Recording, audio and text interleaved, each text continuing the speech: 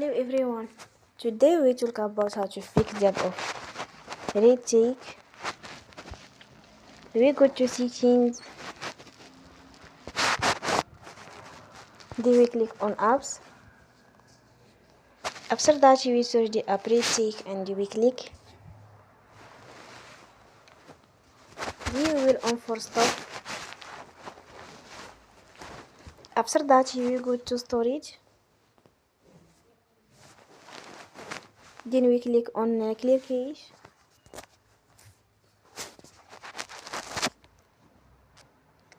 In the end, you will turn off your Wi-Fi and you will turn again.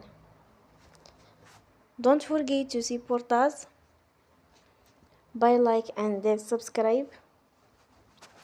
See you next time and thank you for watching.